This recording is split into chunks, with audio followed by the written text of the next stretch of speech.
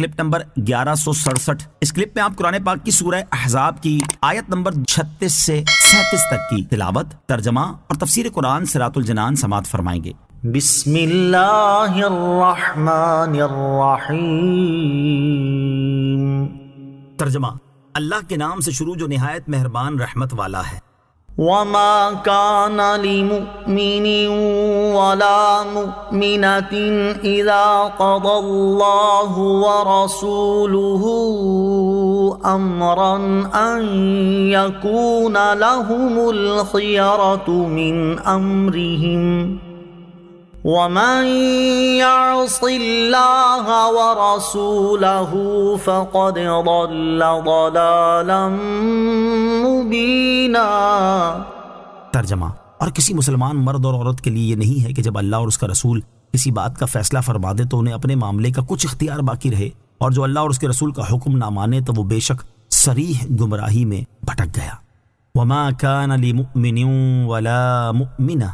اور کسی مسلمان مرد اور عورت کے لیے یہ نہیں ہے کہ شان نزول مفسرین فرماتے ہیں کہ حضور سید المرسلین صلی اللہ تعالی علیہ وسلم نے اسلام کا سورج طلوع ہونے سے پہلے حضرت زید بن حارثہ رضی اللہ تعالیٰ عنہ کو خرید کر آزاد فرمایا اور انہیں اپنا منہ بولا بیٹا بنا لیا تھا۔ حضرت زینب بنت جحش رضی اللہ تعالیٰ عنہا جو نبی پاک علیہ الصلوۃ والسلام کی پھوپھی امیمہ بنت عبد المطلب کی بیٹی تھی، سرکار دو عالم علیہ الصلوۃ والسلام نے انہیں حضرت زید رضی اللہ تعالیٰ عنہ سے نکاح کا پیغام دیا۔ شروع میں تو یہ اس گمان سے راضی ہو گئی کہ نبی پاک علیہ الصلوۃ والسلام نے اپنے لیے پیغام دیا ہے، لیکن جب معلوم ہوا کہ حضرت زید کے لیے رشتہ طلب فرمائے تو انکار کر دیا اور عرض کر بھیجا کہ یا رسول اللہ صلی اللہ تعالیٰ علیہ وسلم، میں حضور کی پھوپھی کی بیٹی ہوں، اس لیے ایسے شخص کے ساتھ نکاح پسند نہیں کرتی۔ ان کے بھائی حضرت عبداللہ بن جحش رضی اللہ تعالیٰ عنہ نے بھی اسی بنا پر انکار کیا۔ اس پر یہ آیت کریمہ نازل ہوئی اور اسے سن کر دونوں بہن بھائی راضی ہو گئے اور حضرت زینب رضی اللہ تعالیٰ عنہا کا حضرت زید رضی اللہ تعالیٰ عنہ سے نکاح ہو گیا۔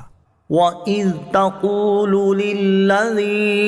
أَنْعَمَ اللَّهُ عَلَيْهِ وَأَنْعَمْتَ عَلَيْهِ أَمْسِكْ عَلَيْكَ زَوْجَكَ وَاتَّقِ اللَّهَ وَتُخْفِي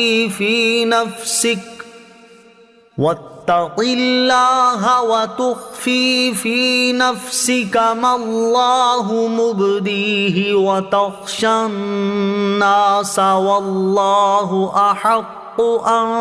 تَخْشَاهُ فَلَمَّا قَضَى زَيْدٌ مِّنْهَا وَطَرًا زَوَّجْنَاكَهَا لِكَيْ لَا يَكُونَ عَلَى الْمُؤْمِنِينَ حَرَجٌ فِي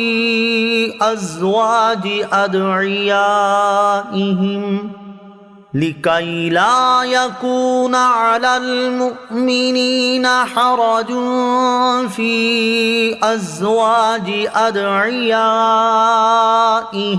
إِذَا قَضَوْا مِنْهُنَّ وَطَرًا وَكَانَ أَمْرُ اللَّهِ مَفْعُولًا۔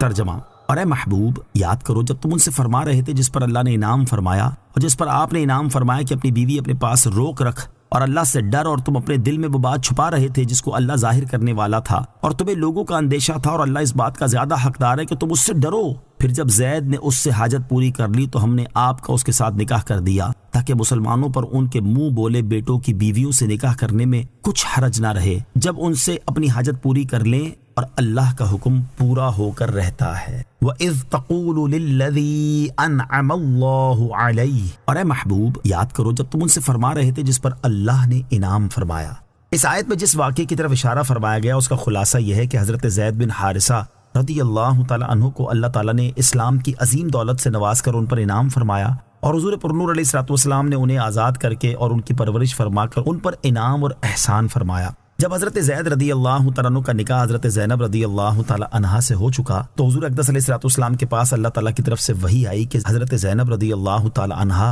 آپ کی ازواج مطہرات میں داخل ہوں گی۔ اللہ تعالیٰ کو یہی منظور ہے۔ چنانچہ اس کی صورت یہ ہوئی کہ حضرت زید رضی اللہ تعالیٰ عنہ اور حضرت زینب رضی اللہ تعالیٰ عنہا کے درمیان موافقت نہ ہوئی، اور حضرت زید نے سرکار دو عالم علیہ الصلوۃ والسلام سے حضرت زینب کی سخت انداز میں گفتگو، تیز زبانی، اطاعت نہ کرنے اور اپنے آپ کو بڑا سمجھنے کی شکایت کی۔ ایسا بار بار اتفاق ہوا اور ہر بار حضور انور علیہ الصلوۃ والسلام حضرت زید کو سمجھا دیتے اور ان سے ارشاد فرماتے کہ اپنی بیوی کو اپنے پاس ہی رکھو، اور حضرت زینب رضی اللہ تعالی عنہا پر تکبر کرنے اور شوہر کو تکلیف دینے کے الزام لگانے میں اللہ تعالیٰ سے ڈرو۔ تاجدار رسالت علیہ الصلوۃ والسلام حضرت زید رضی اللہ تعالیٰ عنہ پر یہ ظاہر نہیں فرماتے تھے کہ حضرت زینب کے ساتھ تمہارا گزارا نہیں ہو سکے گا اور طلاق ضرور واقع ہوگی، اور اللہ تعالیٰ انہیں ازواج مطہرات رضی اللہ تعالیٰ عنہن میں داخل کرے گا، اور اللہ تعالیٰ کو یہ بات ظاہر کرنا منظور تھی۔ جب حضرت زید رضی اللہ تعالیٰ عنہ نے حضرت زینب رضی اللہ تعالیٰ عنہا کو طلاق دے دی تو رسول کریم علیہ الصلوۃ والسلام کو لوگوں کی طرف سے اعتراض کیے جانے کا اندیشہ ہوا کہ اللہ تعالیٰ کا حکم تو